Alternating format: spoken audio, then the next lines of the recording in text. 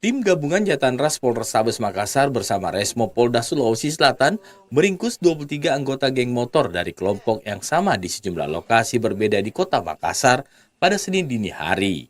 Penangkapan ini dilakukan usai para pelaku melancarkan aksi penyerangan brutal secara acak di 3 titik, yaitu di Jalan Andi Pangeran Petarani dan 2 titik lainnya di Jalan Cendrawasih serta Jalan Abdul Qadir, kota Makassar. Aksi tersebut menyebabkan 5 warga mengalami luka serius. 3 diantaranya mengalami luka tebas di kepala dan lengan akibat sabetan parang. Sementara 2 korban lainnya tertancap anak panah busur. Kelima korban kini menjalani perawatan intensif di rumah sakit yang berbeda.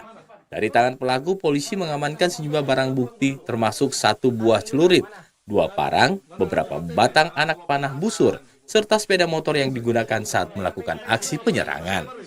Kapolrestabes Makassar, Kombes Pol Arya Perdana pada Senin petang, berdasarkan hasil penyelidikan, motif penyerangan bermula dari rencana tawuran yang diatur melalui media sosial. Namun karena tidak menemukan kelompok lawan, para pelaku melakukan penyerangan secara acak terhadap kelompok pemuda yang mereka temui di pinggir jalan. Kejadiannya malam, jadi kronologi singkatnya itu geng motor ini keliling ke kota Makassar, ya, dengan patroli, dan dengan sebelumnya mereka sudah janjian untuk melakukan tawuran atau satu sama lain dengan istilah COD.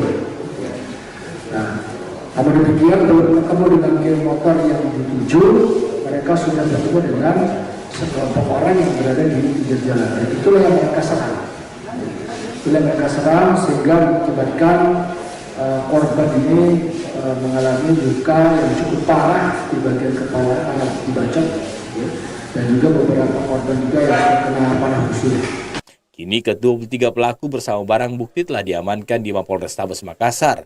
Mereka terancam dijerat pasal berlapis, yaitu pasal 170 KUHP tentang kekerasan secara bersamaan dengan ancaman hukuman hingga 9 tahun penjara, serta undang-undang darurat terkait membawa senjata tajam dengan ancaman maksimal 12 tahun penjara.